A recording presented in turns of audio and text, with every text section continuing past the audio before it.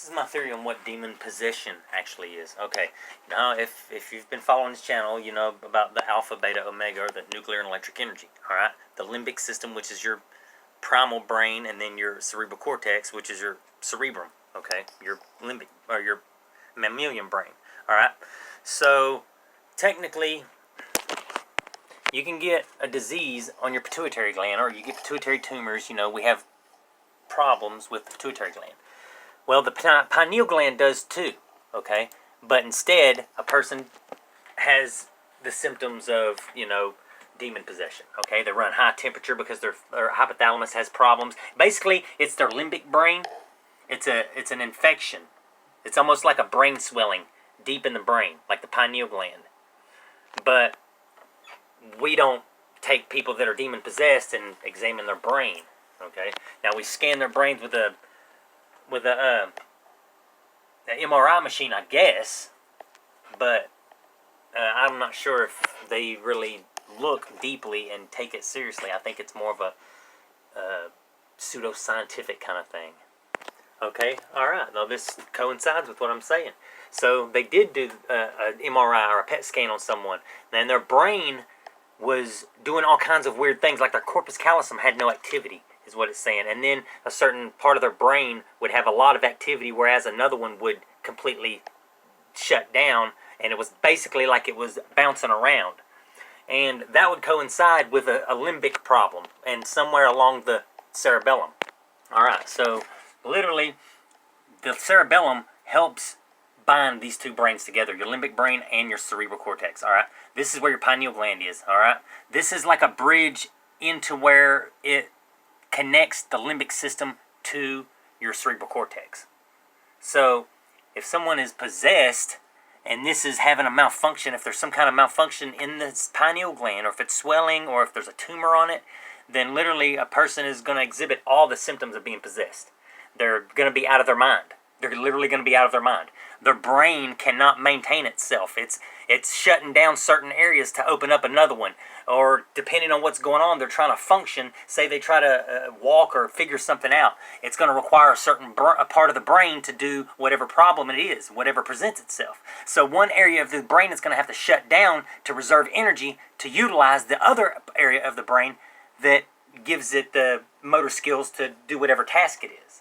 You see what I'm saying? So it seems to me that demon possession has some kind of play in the third eye chakra. Somewhere in the third eye chakra is a malfunction, because this is just a theory that I've been working on.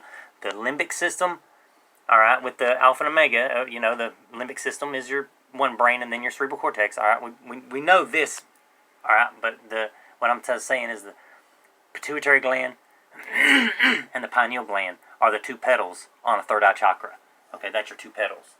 And what the chakra itself represents is this limbic area of the brain. And then your crown chakra is the cerebral cortex, like I was saying on that other video. So we know that people get a lot of problems when they have a pituitary gland tumors and stuff like that. I mean, their body never stops growing.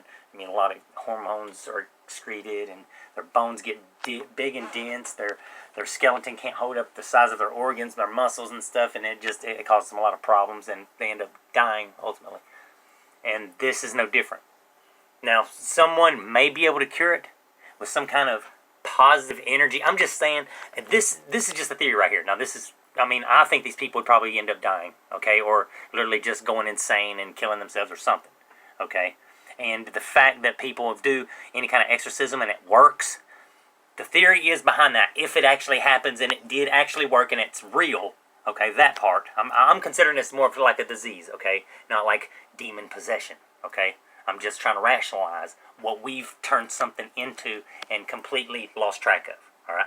Okay, so I'm thinking if it works, the fact that we are a bionuclear and a bioelectric generator, because that's what our brain is, and we can emit energy in positive intentions, negative intentions, and, you know, karma, and, you know, just the overall positivity, the quantum world of intentions and will, you know, that literally helped the demon possession, or the limbic system here, because this is part of that nuclear energy. So they're exhibiting some kind of positive feedback onto you and trying to, feed you a good amount of positive energy, basically. And it actually works, because you are literally bionuclear and bioelectric energy as they are. So they can give some of their energy in a good intention, and if they can harness it and, in this positive way and all of this, Now I'm just saying, because of the way rice and water acts, all right, that there is a quantum world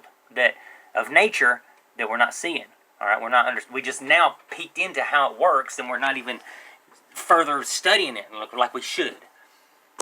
But the fact of positivity, like say you listen to a music that you like, a song that's like one of your favorites, and you get all hyped up, there's literally a physical effect in your body. The water in your body is stimulated by that song, and it creates maybe a beautiful snowflakes type structure, molecule of your water in your body, and you're feeling good, it's the alignment of water in your body. I mean, and positive will and stuff like that, I mean, it's just a theory, but I'm just throwing it out there in case anyone, finds any of this stuff interesting and seeks new little ideas and insight.